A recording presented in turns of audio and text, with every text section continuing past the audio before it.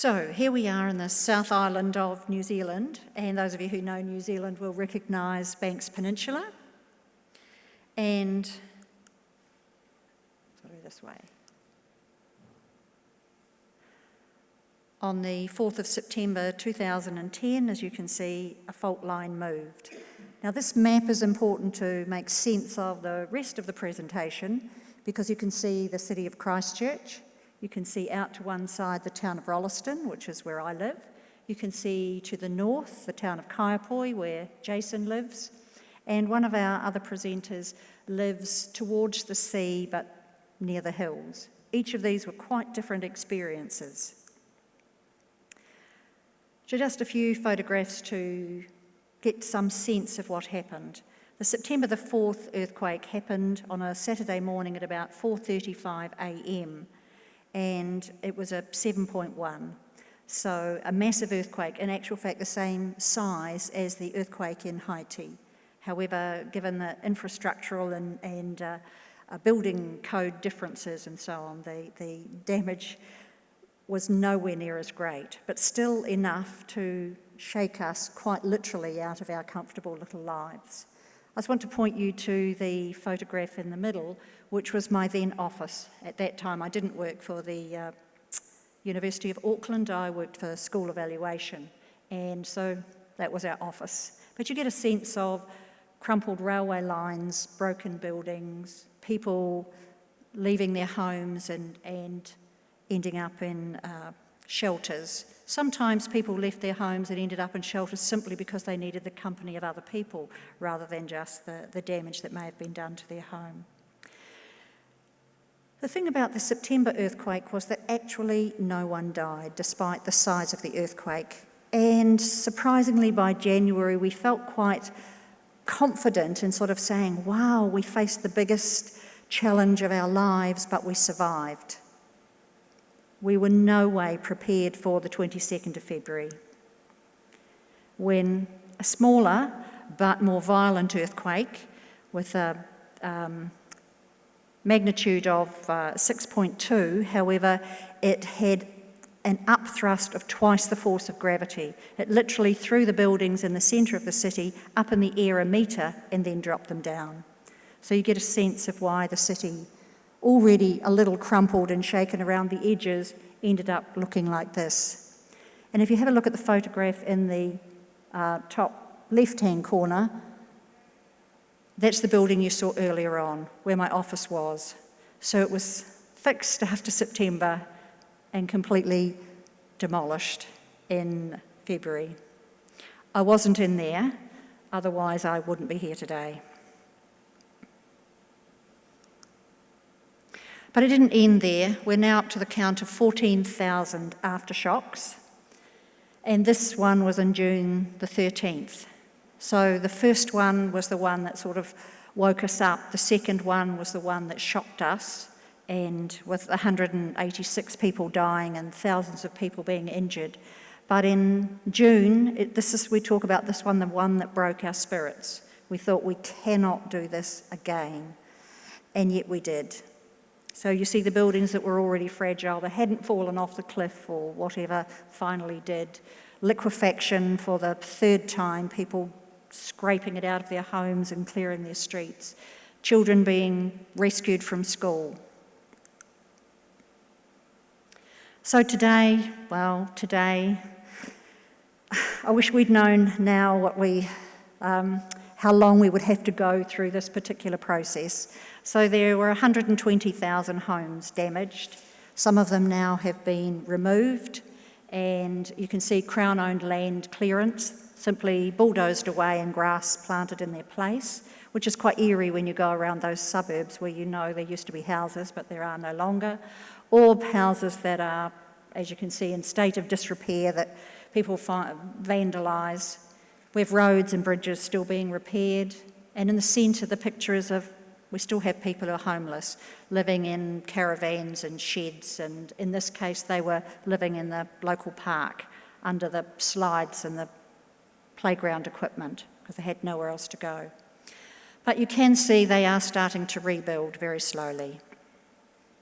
So I want to move now and introduce you to my colleague colleague Jason, and you can see his subtitle, Shaken but Not Stirred, Principles as Crisis Leaders.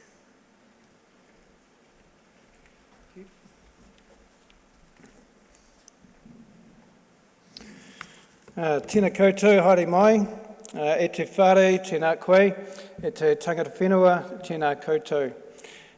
Ko Māngatiri te moanga, ko Rakahuri te awa, ko Pākiha ahau, no Kaiapoi ahau, ko Joe taku wahine, tāku rima aku tamariki, ko te tumuaki ahau e te kura tuatahi o Kaiapoi North School.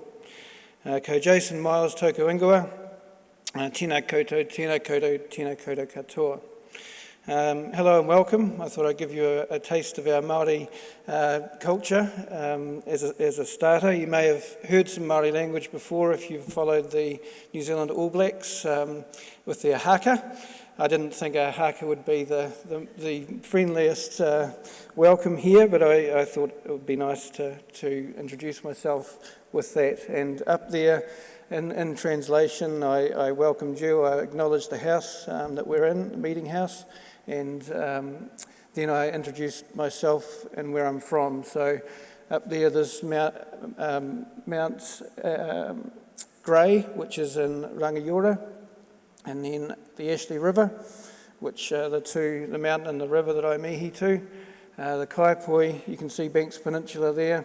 Kaiapoi's probably about 20k north of Christchurch. You see my wife and children and my wonderful school. If you can look at the one in the bottom left-hand corner, I took that on Friday at Assembly with my phone and asked them to wave to you. So I said they'd be famous. As Carol said, we've been through two major earthquakes, and the first one was devastating in the fact that for children it happened in the middle of the night, or 4:30 in the morning. And you can imagine putting yourself in the shoes of a child and being woken up in the dead of night with a terrible jolting, not knowing what's happening, and the fear and the anxiety that brings to a child. So that earthquake, as you can see in the photographs that I'm just about to show you, caused a lot of damage. The liquefaction is a new term that we learnt about, and it was with the underground water and soil coming to the surface. There was a thick, muddy slush that spread everywhere, and it caused buildings and other structures to sort of sink into the ground. So the services, the footpaths, a lot of the schools and houses were flooded with this silt water and sand. And that meant that schools such as mine were a civil defence unit for a period of about a week, where the local community came to for water and food and shelter. And we also came up with a really good term, really scientific term for things that were broken, and that was munted. Really interesting word. If services weren't working, the services were munted. If the buildings weren't working, weren't livable, they were munted. So a very technical term. So as a school, we had to think, well, the children are going to be coming back, and we wanted them to come back as soon as we could. Because we wanted a constant in their lives, and we wanted them to feel like there was something still normal in their lives. So we met as a staff before the children came back. This was after the buildings were all inspected, and we talked about what we would do to welcome the children back. We'd received some advice about this, and it was really important for the children to know that their story was important.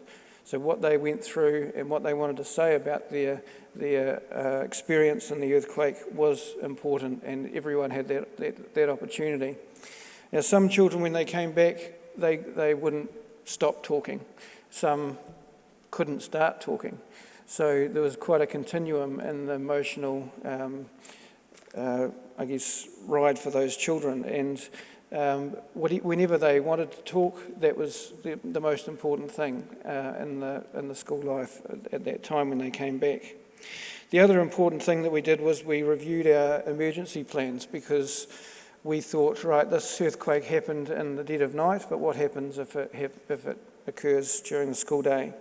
So we had a really good look at our drills. We talked to the children about what they needed to do when they were inside, when they were outside, and we had drills where we went out to our evacuation area. We also got boxes of resources to take out to the evacuation site. So we had tarpaulins, we had blankets, we had food, because with an earthquake, you don't know when you're able to go back into your buildings, if at all, during that day. So we had to be prepared for all circumstances. The third thing was that we looked at the buildings. We asked the engineers which buildings are the safest for us to go into if we needed to, if it was pouring with rain after a period of time. So we identified those.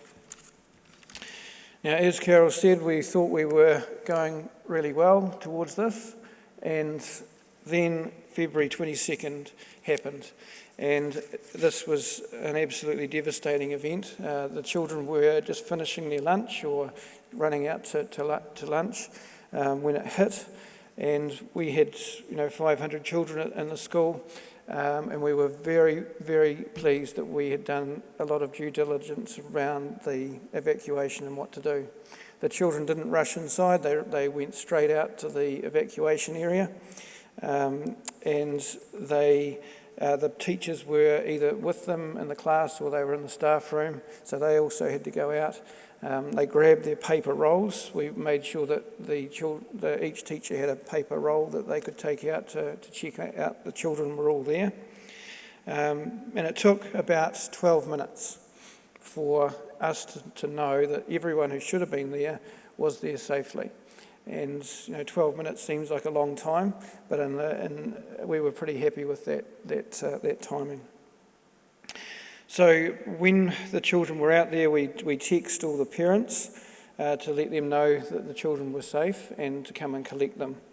Now, this was an experience for the parents, because they had a range of emotions that they were bringing to the school that day.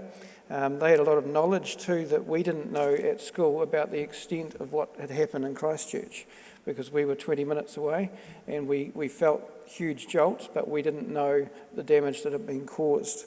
So we actually had to make the call to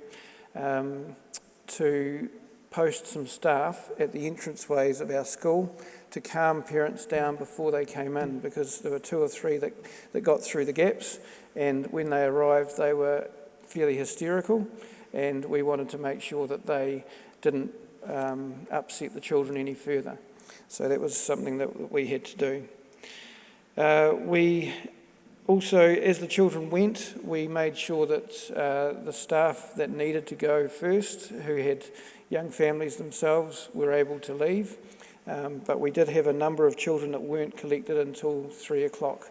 So we had to have a certain amount of staff stay. And at 3 o'clock, we had about 20 or 30 children, and we went to a central place and continued to try and contact the parents. And fortunately, by 5:45, the last parent turned up, because we were fearful that there were some parents working in town that weren't actually going to make it. So we were very thankful at that time. So,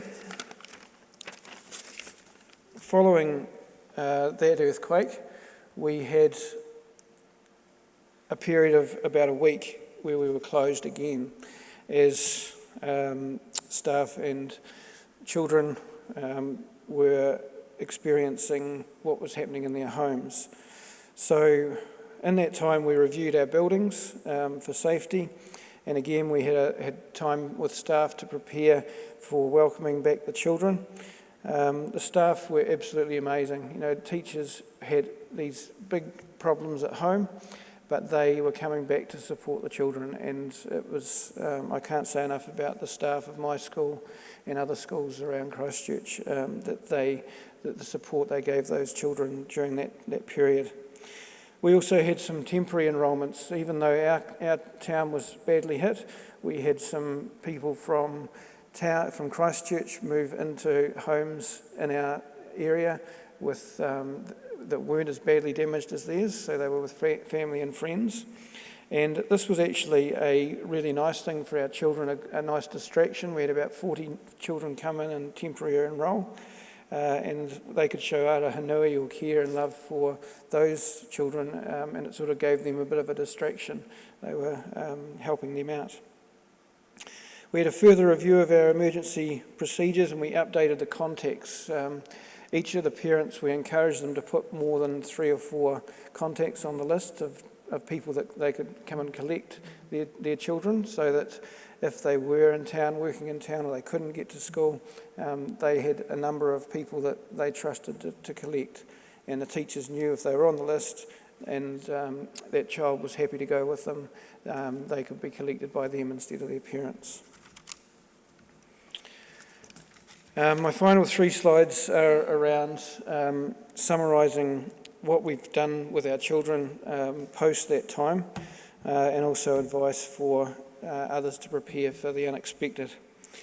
One of the single most important things was the children needed to know that their feelings were important, and they had the opportunity to talk to them, talk about them. Another project we were involved in, very lucky from Carol, we had opportunity through some UNESCO funding to do a project as a memorial, and we had quite a debate about what that would be, and we ended up with a mosaic, which is down the bottom corner there, and every child was involved in the design of that. They were part of putting something on it. A lot of them bought broken crockery or plates from home from the earthquake to put in there, and it ended up as a very important place for the children to go and remember what had happened. So we've got 4 moments in time. We've got historic Kaiapoi in there. We've got Kaiapoi just before the quake, during the quake, and what it may look like in the future. Counselling sessions. We've got counsellor on site now at school because there are still children that need to be talking about their experiences. We had funding from the Red Cross, and we used that for a variety of initiatives, including subsidising families' costs, so uniforms, stationery, activity fees. We also used it for family fun days, and this was something that brought the community back together. And there are a lot of families that didn't have the opportunity to connect with each other through sport or other things that they normally did. So we did that at school, and we made it the fun events so that they knew it was okay to have fun and be happy again, because a lot of families forgot about making sure that they were having fun.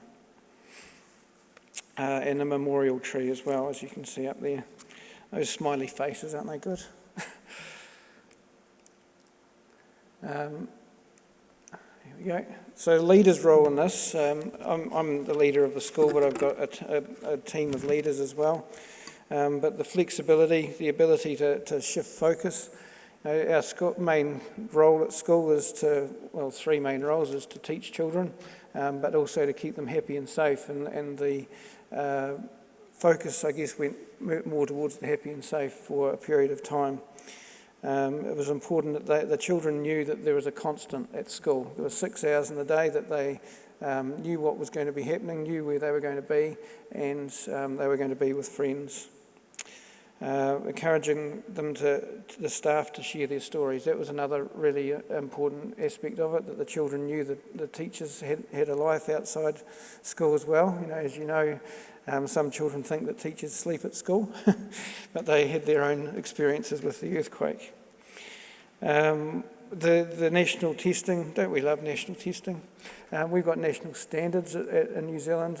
We said that they're important, but they're not as important as the happy and safe nature of our children. So we put that to the side as well as a bit of professional development. We looked at all the areas that we could get some support, and the Ministry of Education in New Zealand were very good partners in this aspect. They gave us funding for extra leavers and also funding for extra projects. And as a leader, it was really important to make sure that you kept in touch with your colleagues down the road. This was not only for organisational things like when we were going to reopen, but also just a check to how you're doing, and have a meeting for a coffee, and not forgetting that collegial support. So I think I'm just about out of time, so I'm on to my last slide. The advice that I'd give any principal or leaders in schools is to take emergency preparedness seriously. Previously, I felt that it was a requirement, but now I think it's a necessity, it's a priority. Just like when I walked in here for the first time, I looked around and I looked to see where the exits were. I would never have done that before, the experiences that I've had. And the safety talks or the housekeeping that you often hear and you switch off, we don't switch off anymore. We make sure that people know exactly what's going to happen in an emergency. Develop and review those clear emergency procedures are key, so that everyone on staff, all the children and parents know what we're going to be doing, how we're going to communicate that. We've got Twitter text that we send out to families, but we also put information on our website. We look at, we put messages on our phone system, we put paper messages up. Radio stations have been identified that we will use, so that the parents know if there is an emergency, how do they find out what we're doing. New staff need to be inducted, and part of the induction is what we do in an emergency, and a bit of historical sense around what's happening in our community. Knowing your role as a leader, it's really tough in tough times, but you need to be a constant, and you need to be aware that people are going to look to you in times of crisis, and it's really important. The asking and seeking and being grateful for help is also really important. I missed one there, the strong values and beliefs. Every school's got their culture or what's important to them. And that's what you go back to when you've got a crisis. And what you hang your head on is really important in good times, but also in hard times. The emotional intelligence, being a leader of a school, you communicate with different people in different ways. Parents and students and staff. Some staff just want the bare facts. Some want you to explain them in detail. Some have got lots going on in their lives. You need to know that as a leader, and how to communicate that to them. And the last thing is time. We're still working with families, still working with displaced families, new families coming in who have had to shift from other parts of town.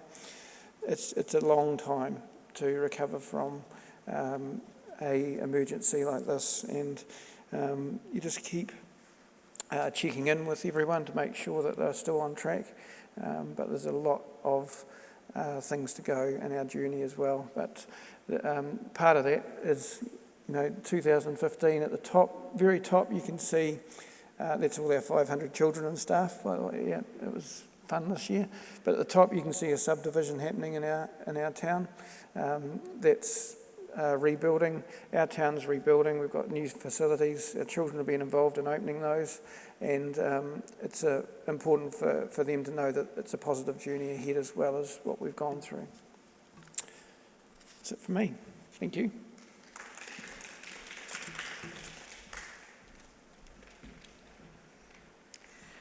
So unfortunately, Ali can't be with us, but I do have a little video clip so that you can meet her. It's so that you can get the teacher's story. So Jason has eloquently given you the school leader's story. And this is Ali.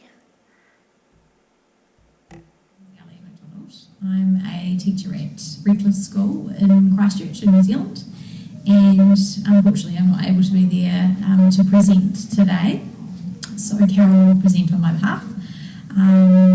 I wrote my master's thesis based upon the experiences of teachers following the earthquakes in Christchurch and Eastern Christchurch. And my presentation my part of the presentation today is discussing the teachers' experiences sort of from their point of view and how their professional role changed following the earthquakes. So, Ellie lives in Redcliffs. Redcliffs is a suburb named after, as you see, the old quarry with the red cliffs in behind, and just in front of that you will see a red roof of the school.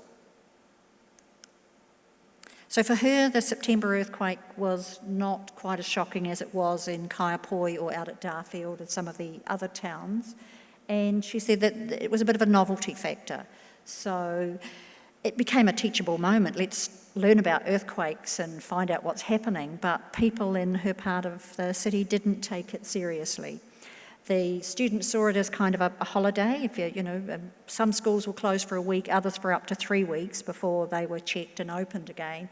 And so you didn't need to worry about how people were getting on because, of course, they were fine and they were getting through it. And sure, the pictures that you got to see in the newspaper or when TV came back on were rather shocking, but it didn't feel to her as if it had hit home. So they'd check in with each family, making sure that everybody was okay. And in that suburb at that time, they were okay.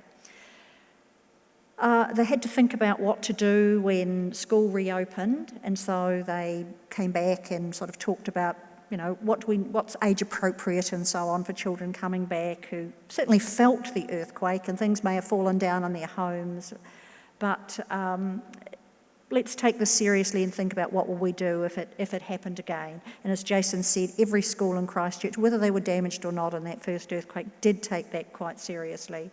So they reviewed their procedures and so on, but their main role was in moving forward. We've had this big event, we've survived, let's all move forward. However, the February earthquake was quite a different experience. You've seen the photograph of the location.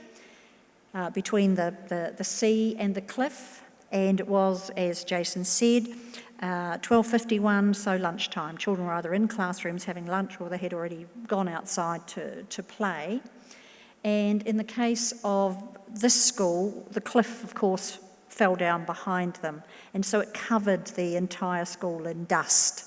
And so not only was it frightening and things shaking around, and I've talked about that upthrust, a much more violent jolt, very close to this part of the city, they couldn't see what was happening. They couldn't see where students were. Students were in absolute panic in this particular time. You see, the inability to move to check on anyone else. You just had to wait.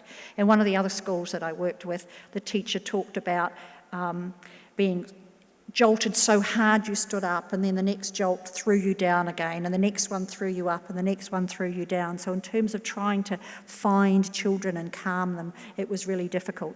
In this particular school, of course, the dust meant you couldn't even see. You were just walking through a cloud of red dust coming down from the hill.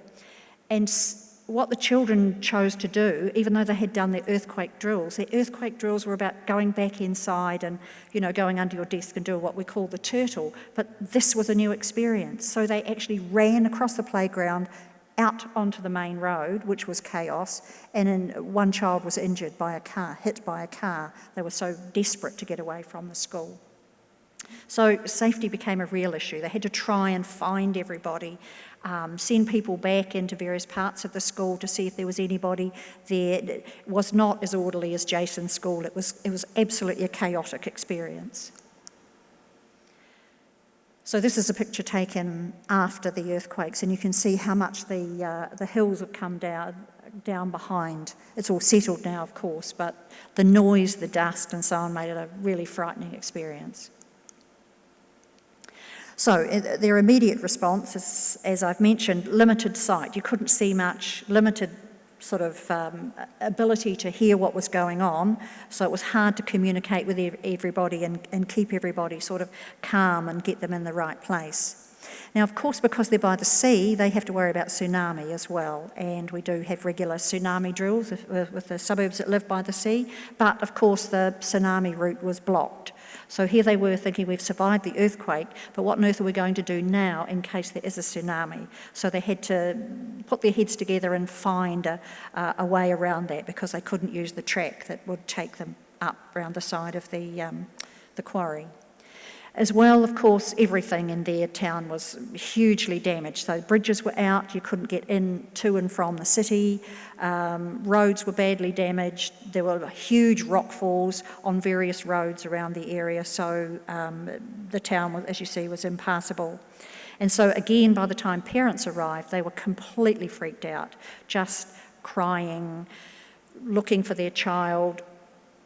I've got a story from another school where the teachers in a different suburb were trying to calm the children, and a mother arrived and sort of just shouted out in the loudest voice, "There are people dead in the streets, the cathedral's gone." So how do you keep children calm when you can't keep parents calm?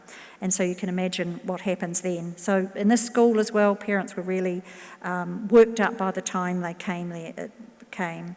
And because you couldn't go back into the buildings and you're waiting for parents to come and take their children home, and it got quite cold, then shelter and sort of warmth became an issue.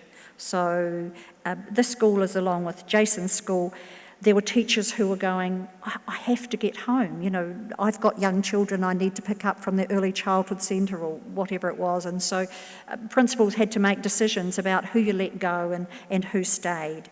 So in this case, you see that by 5 o'clock, whereas at Jason's school, they'd all been picked up, here they still had 30 or 40 children because it was so difficult to get across the causeway into the suburb where they lived. And so eventually they managed to get everybody to their homes, even if the staff took them there. And that then enabled teachers to get home and find out what on earth they were going to find. And this is what many of them found.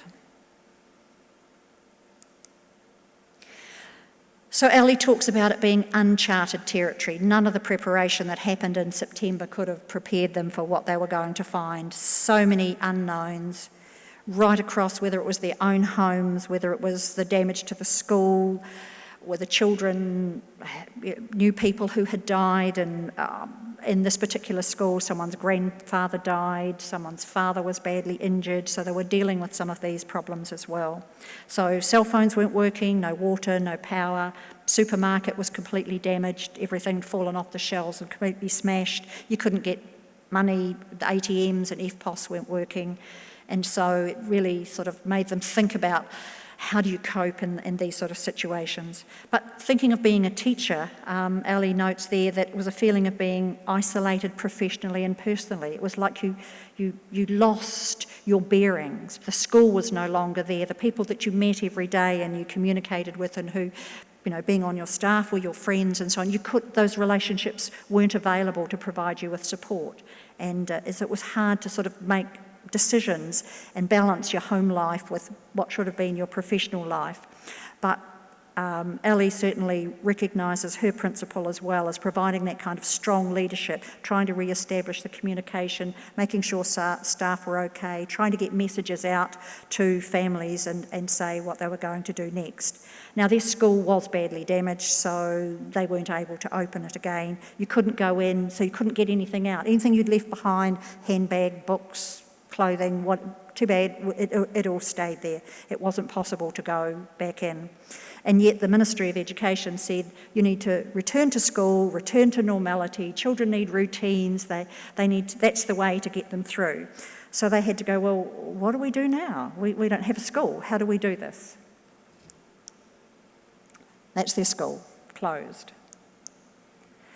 So their first idea was to meet in a school hall. The local church said, in a church hall rather, the local church said, well, you can have our facilities. So how do you cram several hundred children, or those who wanted to come to school, and teach them in a church? It would be like trying to accommodate everybody from age 5 to 12 in a room like this and teach them something. That you're sitting in pews, that you're in a wooden building where the noise bounces off the walls and off the roof. They tried, but it was a really, really difficult thing to do. And so they instituted the routines, but they didn't have any teaching resources. So they had no pencils, pens, paper, books, maths equipment, physical education equipment. What do you do with a whole group of children? So that wasn't working. children were unhappy, parents were unhappy. So then they decided, okay, we'll try this idea of mobile schools. So the deputy principal came up with this idea. So mobile schools worked that teachers worked in a street. So a house in a street that was still standing offered its living room, and the children in that street walked down to that house, and a teacher who lived nearby, or the teachers were allocated to different streets or groups of streets, would then go and teach the students, again, anywhere from age 5 to 12, all in somebody's living room. What the problem was there was that when you're in somebody's living room, it's not like you're at school, and so it was really difficult to get children to kind of settle down and pretend that they were learning in a school-type environment, when in actual fact you're in someone's home and the TV's on and the baby's crying and goodness knows what else. So how do you manage a mobile school, as they called it then? So they tried that one for quite some time. Eventually they were offered buildings from the local school for the deaf, which had some vacant rooms and so on, and so the school moved out there. But the comment again that Ali makes is that your role completely changed, and so national standards, assessments and all of those sorts of things went out the window. It was about pastoral care. It was about attending to children's, emotional and psychological needs. But one of the final comments she has on there is that the community really recognised the role of teachers, that they were prepared to do anything, to leave their own homes as a mess and yet go and work with their children and try and keep them safe. So this is what happened with the school then. Is it's to be closed, in the sense that there's still an argument going on as to whether the school will ever reopen on that site, with the rooms fixed or new buildings built and so on. And of course the community want to have a school in Redcliffs in their community. And so this is the children there saying thank you to everybody who supported them with that idea. But last we heard is it's probably not possible. They will have to be broken up, sent to other schools, another one of those tragedies that happens in post-disaster communities. So her suggestions then are that while first responders, firefighters and search and rescue and police and army are trained to deal with this, teachers have no training whatsoever. You're really good at planning and at educating and doing all those wonderful things that teachers do, but how do you deal with an emergency situation? What do you have to learn to be a first responder?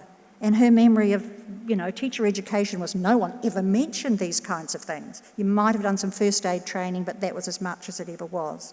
And so her plea is that we do have to include it in pre-service and in-service teacher education, thinking about the impossible, because the impossible just might happen. And the other thing that concerned her was that teachers can deal with children's emotional upsets, but they can't deal with serious psychological problems. PTSD, what does it look like? How do you recognise it? What do you do when a child is suffering to that extent? And the other thing that she felt was that while her community understood how well teachers had operated and looked after children, it's not something that the public recognise as a whole. And it's actually, if I want to get on my little hobby horse, it's that while firefighters and army and police have all got wonderful ceremonies where they've been produced with medals, no one has ever said thank you to teachers and principals. So now I switch into being me. So, thanks. I'll tell Ali that you applauded. Okay, so now I'm back to being me. You've got a little bit of a sense of me and the fact that, complicatedly, I still live in Christchurch and I commute now to the University of Auckland. You saw the building I worked in.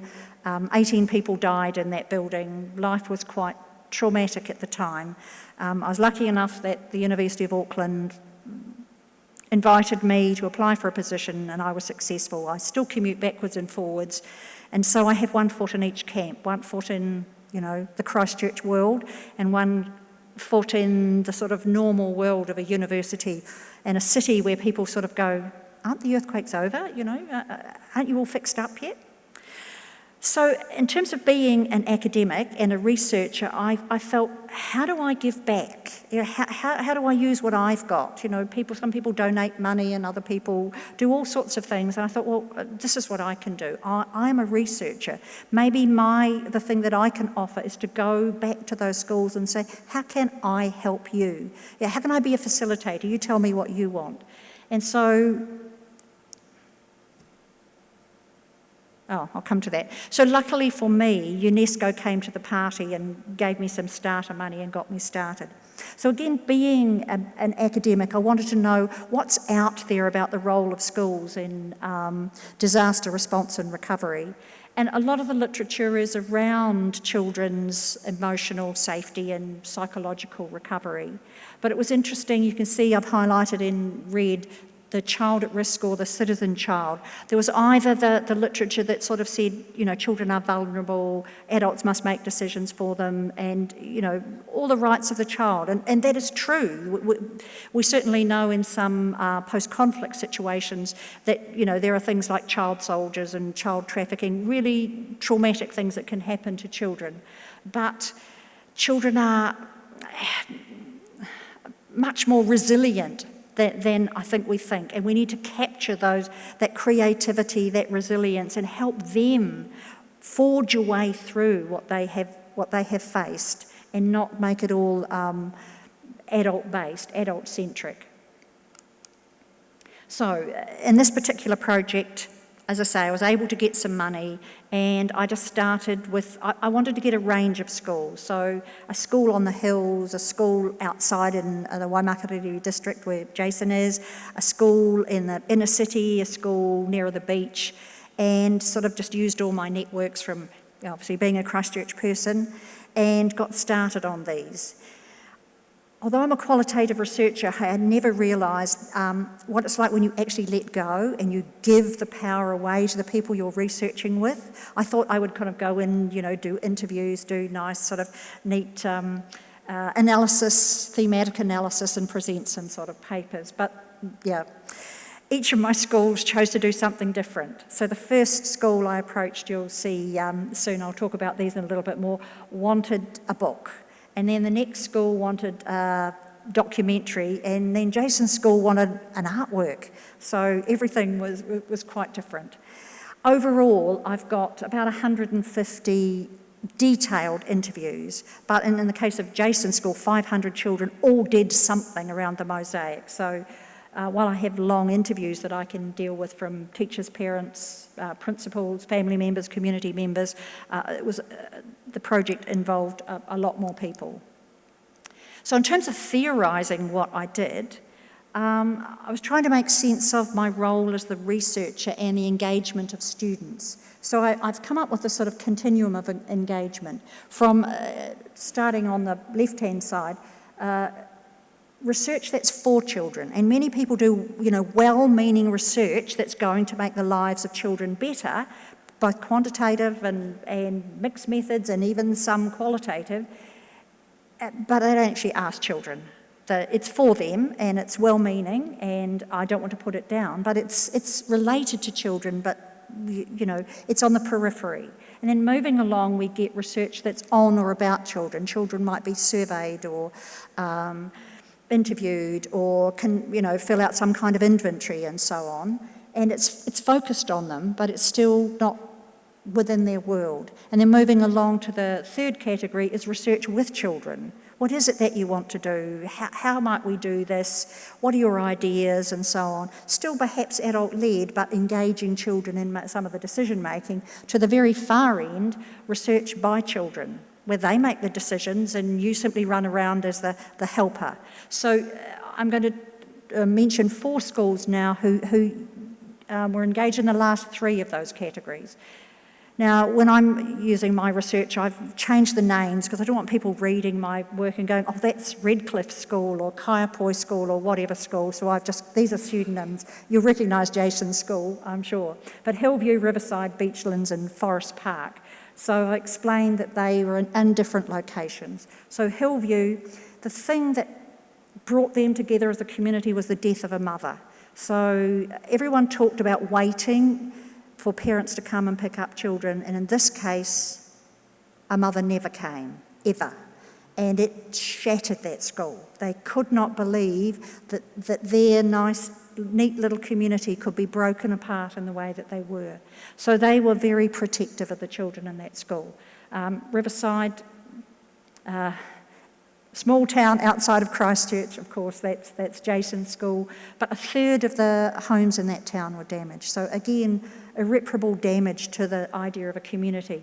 Beachlands, much further out towards the sea, repeated liquefaction. Every time there was a big earthquake, they were out again, cleaning their houses. Liquefaction, Jason explained it, but it sets hard like concrete. If you don't get rid of it, you're stuck with it. And because it came up through the ground and through all the broken sewer pipes, it was often mixed with sewer and so on. So it was a health risk as well as being something horrible and messy. So they had that constant revisiting of liquefaction every time there was an earthquake over about 5. And then Forest Park, which I'll talk a little bit more about that one because it was a school that was then merged into another school, giving what the community said was like another aftershock of losing the thing that had held your community together. So, Hillview. Because they were very protective, they wanted they wanted the whole gamut of stories, so principals, teachers, parents, families and children, but they wanted them all to be done in groups. So children either were interviewed with their parents or with their siblings or in groups from their class and so on, so that they could feel comfortable and safe. And they've made this beautiful book that we've now published, filled with photographs and with children's drawings as well. What was quite surprising was, and I learned this as I went around the various schools, that children knew exactly where they were and what they were doing, even down to what they were wearing when the big earthquakes struck, so that they could say, oh, in the September earthquake, I was wearing my purple nightie. And these things stayed in their mind. And right across the range of emotions, from absolute terror and fear through to actually finding some humorous things. And with this particular school, the most common memory was that the cafe down the road, of course, the freezer went out, and so they sent all the ice creams up to the school before they melted. So some children's memories were, oh, that was the ice cream day. So, children, we're not all sad. But interesting things with this school, they thought it was like a project that you went and were part of and then you went away again. But actually what happened when people went home was families started processing and unpacking their stories. And I had parents say to me, we didn't know that our high school age student was actually in the city on a bus. He never told us until you gave us the chance to start opening up these stories. One of the good things then for this community was they were able to kind of step back and see their kind of everything in perspective, that it wasn't just my story, it was kind of our story. So Riverside, you can see another view of the lovely mosaic at Kaiapoi. And this came about from initial discussions of wanting to have somewhere to go and sit and contemplate and think about what had happened to them. And a group of senior students that I worked with a colleague, came up with this idea of telling the story as a circular mosaic. I mean, that took some time to get to that far, but, and as Jason said, Kaiapoi in history, Kaiapoi before the earthquakes, and I've got some more detailed pictures of those, during the earthquakes and what their hopes for the future. I've called my part of this presentation River of Emotions. And there's a particular picture of a boat, and when we spoke to the student and said, oh, why have you drawn this boat? He said, oh, because it's sailing on a river of emotions. And where's your boat going? It's going to calmer seas. So his metaphor about his experience then was sailing on this river of emotions. And part of why the children wanted to make a mosaic as well was because they wanted to get the broken bits of their homes and keep them forever. And so even I have a piece of stuff that was broken in my home in there, and I can go to the mosaic and say, see that fern? Yeah, that was my plate. So I'm encapsulated in their mosaic. So the top one is Kaiapoi in early days, early Māori, the coming of the European, and then the one on the right is before the earthquakes, and so it's filled with, as you can see, rainbows, butterflies, puppies, happiness, what children see as happiness. And then the bottom left, that's during the earthquakes, and you'll see the colour has changed. They felt that happy colours were blue and yellow, and unhappy colours were black and red. And you'll see right in the middle of that particular one is the actual seismograph at Kaiapoi at the time of the February earthquake. So we were able to incorporate that there. And so that's full of cars sinking into sinkholes and buildings falling down and children crying and those kinds of things. And then we come back to the bottom right and we see we come back to sunshine and puppies and butterflies and goodness knows what else. That's what life will be. It will be like that again in the future. Plus it's got words in there, kia kaha, stand strong, community, all the words that they thought kind of encapsulated what it was about. And right at the very end, I'm not sure that you can see that we've got the boat sailing on the river of emotions. And if you have a look, especially in the during the earthquakes one, you'll see that there's sort of shiny, going right through all of those panels is the river, the Kaiapoi River, and it's made out of broken mirror tiles, and so it reflects the sky. If the sky's grey, the river's grey. If the sky's blue, the river's blue. And that's the kind of thing that holds them all together. So I know I'm not supposed to say this, but that's my favourite project. Beachlands and Forest Park both chose to make documentaries, and the reason for that was when I first spoke to one of the principals, he said, this is not about adults, this is not our story, this is their story. I want you to do something about kids talking to kids. And so they decided that they would make a documentary about their experience. So my part of that was to sort of collar my nephew, who was training to be a film producer, and say, Stefan, do I have a job for you? And so he went in, and being sort of young and long-haired and sort of a bit hip, he was able to mentor them into what does being a producer mean, what does being an interviewer mean, how do you edit the videos and so on.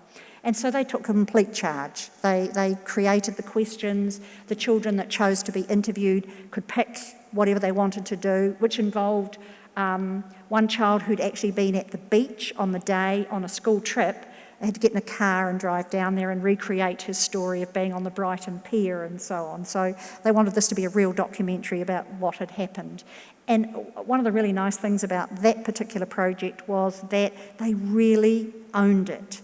And when they could choose they wanted to tell their story, in what way, in what location, and what it meant to them, it enabled them again to do that distancing, to kind of step back from my story to kind of our story. This is part of a history. This is a documentary. This is the sort of thing you watch on TV.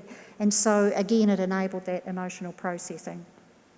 And I've got in there too the bit about sometimes they told happy stories.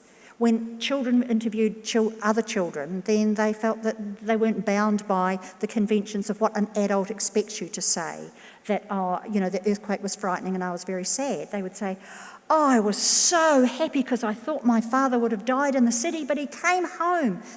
Or my cat ran away for days and then it came home. So their take on their earthquake experience wasn't all gloom and doom. The Forest Park, this is the school that closed, and they joined the project later on when the deputy principal, he was an acting principal who was there to see the school through to closure, said, Carol, somebody's got to come and tell this community story. We've been here for 140 years and the government's decided that, our school will close. And so they had decided that the children would just walk around the school and talk about what the school meant to them, what the community meant to them, all the sorts of things. So there's kind of their earthquake story and their looking back story and their thinking about the future story, all mixed up in one.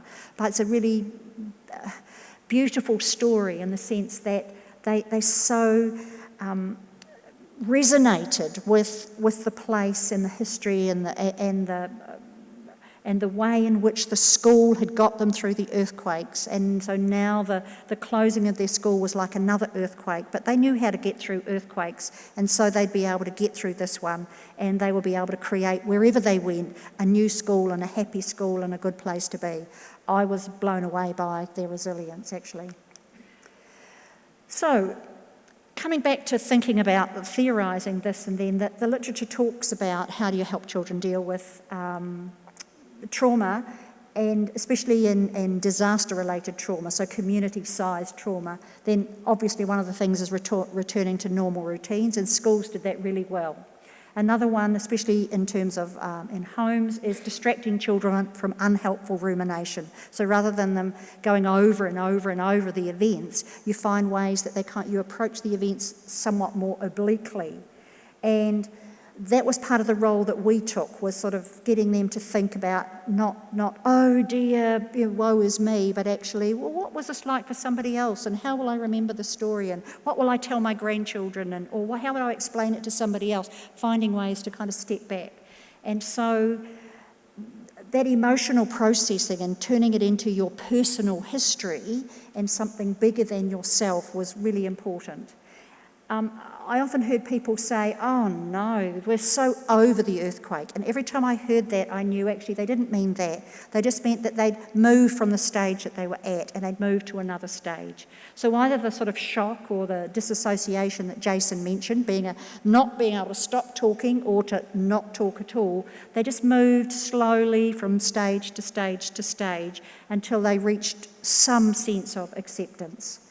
And so the thing that I guess that I've taken from that is that no one journey is the same, and so no one way of having people tell their stories or at what rate they're going to recover or whatever.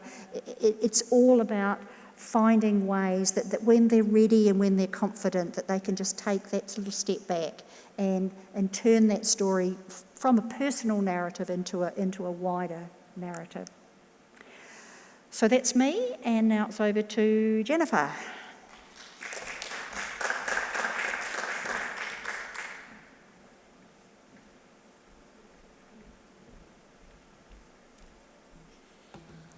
Thank you, Carol. So this part of the presentation really has two objectives. The first is to connect some of the wonderful stories and experiences shared by Carol and Jason and Ali to some of the literature. And the second objective is a very reciprocal and complementary one. So we're going to use those same experiences and stories to see if we can use them to further our thinking about opportunities to talk more about the value and the role of schools in disasters.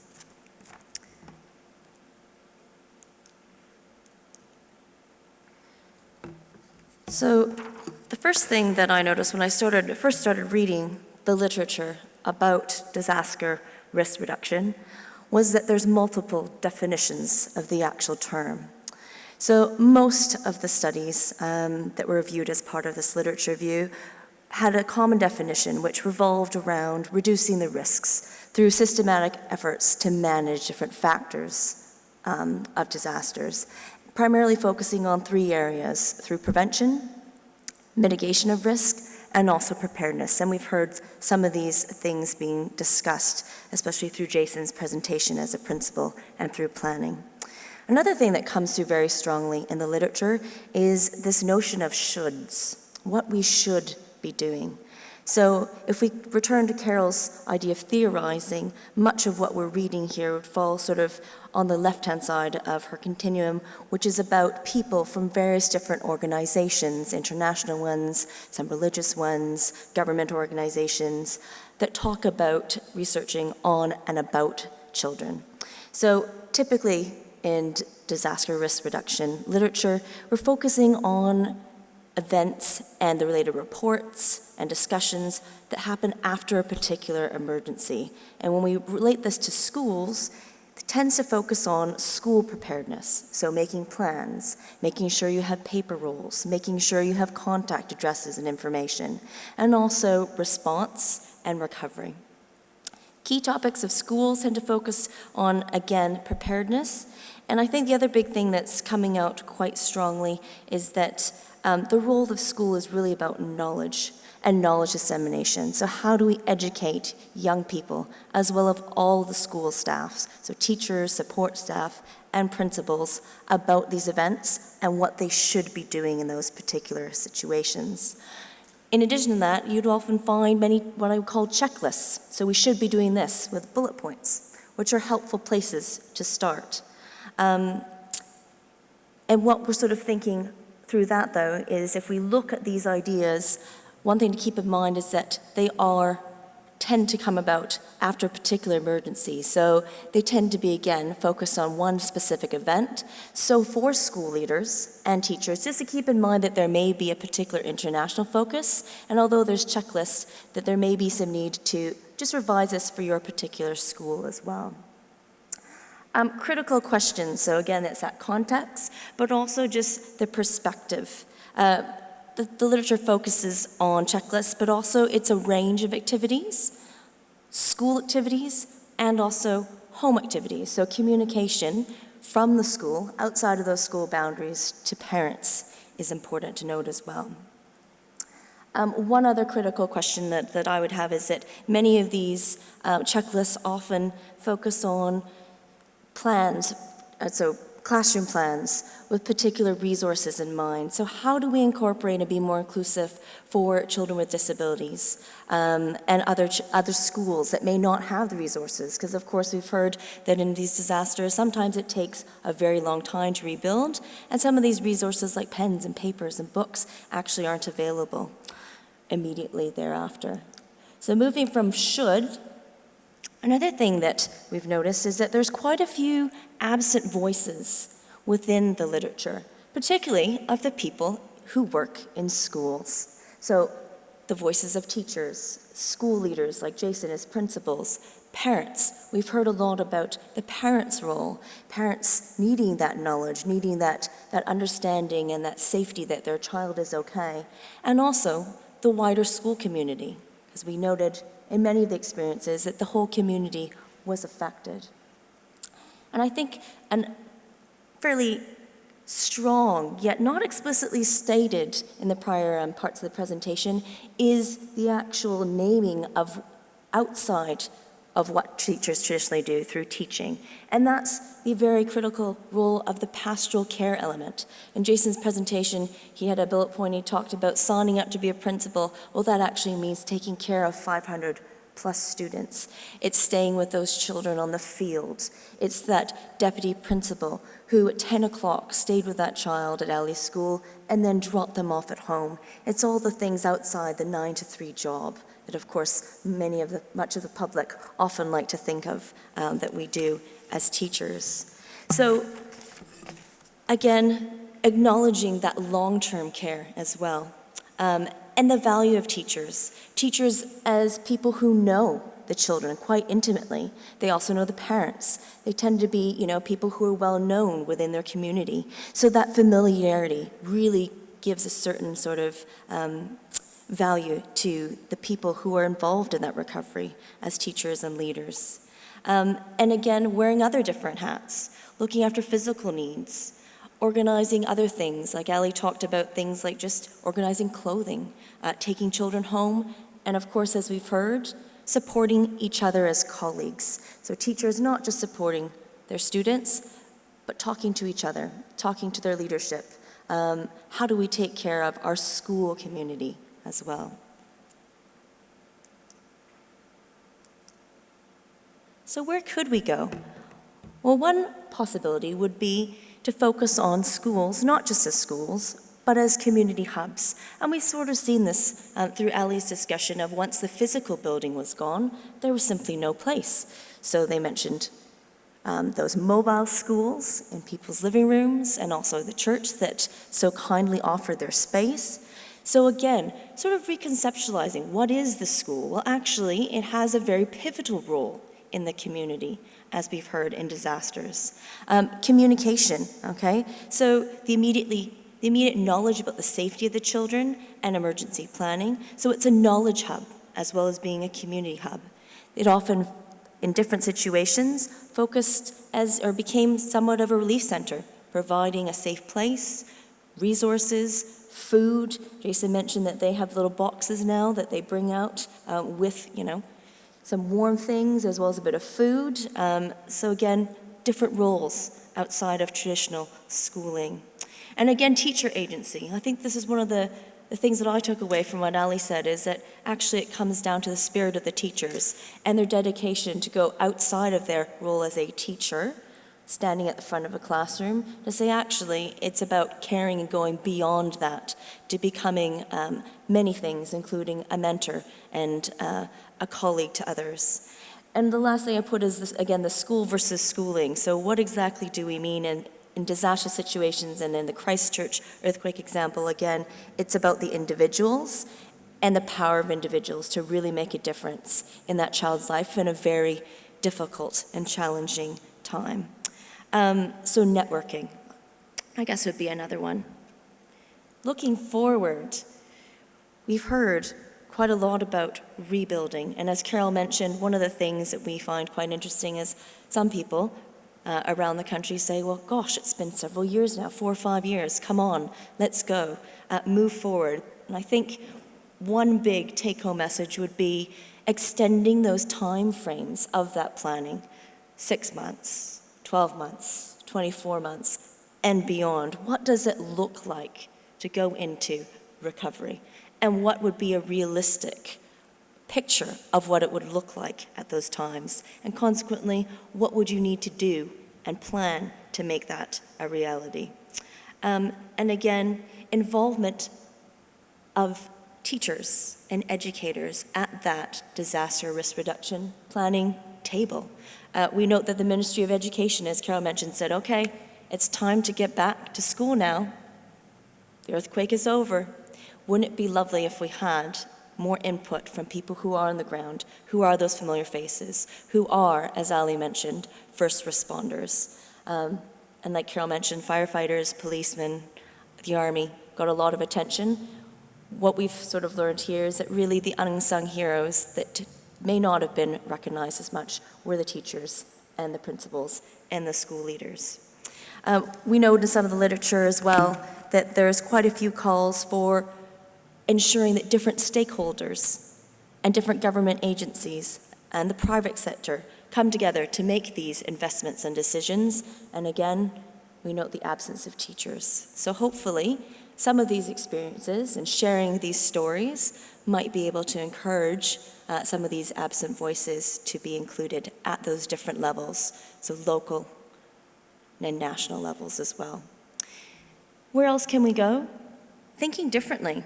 Talking about some good Kiwi ingenuity that I learned about as a Canadian living in New Zealand now, is this idea of Kiwi ingenuity. And I think that mobile classrooms was a wonderful way to exemplify this idea of thinking creatively about how we recover and respond to these disasters, and acknowledging the potential role.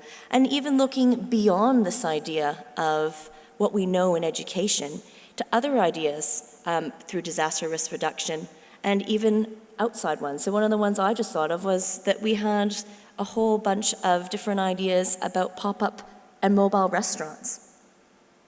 That's apparently a big thing if you are now a foodie. Food trucks, these mobile restaurants out of sight of shipping containers that can just be rolled out within minutes, that would be fully mobile ways of having a classroom. Already packed into a shipping container, or perhaps a truck that literally could be like a mobile library. So in New Zealand, they have wonderful mobile libraries that go from different school to school. So can we borrow some ideas from outside of education and even within education, now that we know that a physical space is needed and resources are needed? So again, thinking a bit creatively, but also acknowledging that schools become more than just schools, and teachers are more than just teachers.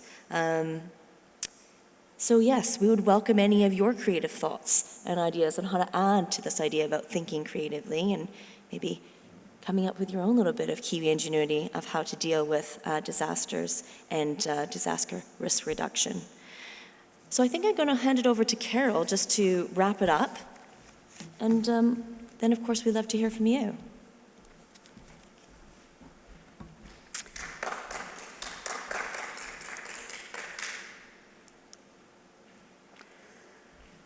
So I rather cheekily had on the last slide, coming to a school near you.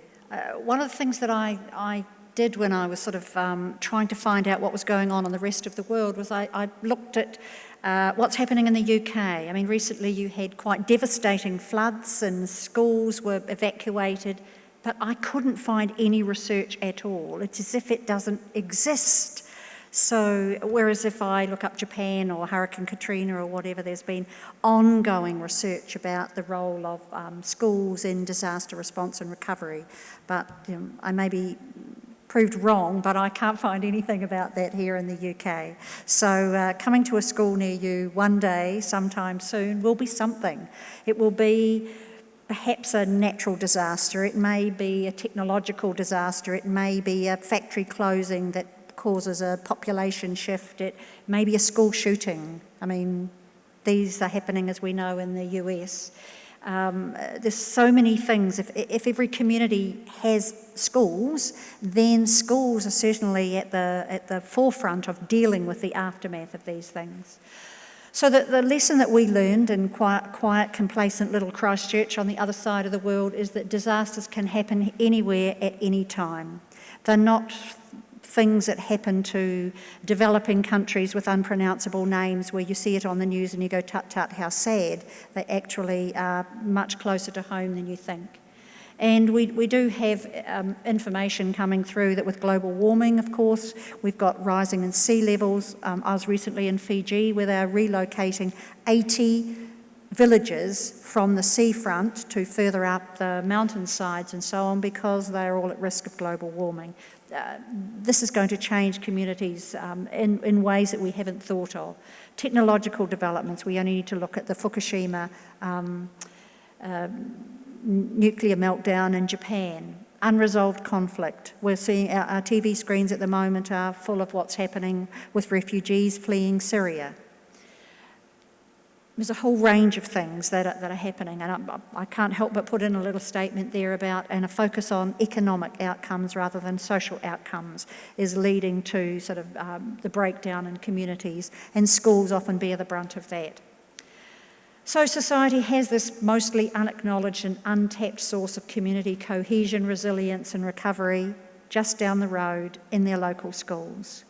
But if we think about kind of neoliberalism and the way that schools are changing with school choice and different policies and so on, sometimes schools have lost that sense of being the hub of their community, being the place that provides that cohesion. But the big lesson that we learned was, where did communities go? They went to their local school. They went for water. They went to sleep. Even when schools were back in session, they went to have a coffee in the staff room because they knew somebody would listen to their story. The schools provided a role that I wish governments would acknowledge in the way that it doesn't seem to be happening. And some of the other sessions, of course, that we've heard about are how schools are seen as the problem rather than the solution. But of course, schools can't do it on their own. That has to be recognised, it has to be funded. They have to be, as Jennifer said, come to the table and be part of this, the planning around regenerating communities and building that community cohesion and making communities better, safer, more integrated places. So all we can say is that in our tiny little way down in Christchurch, we are building a research base that hopefully will inform some policy and some practice, and that disaster risk reduction will become kind of an everyday thing rather than a once-in-a-lifetime thing that may never happen to you. So thank you for your attention, and we are very happy to have any comments or questions.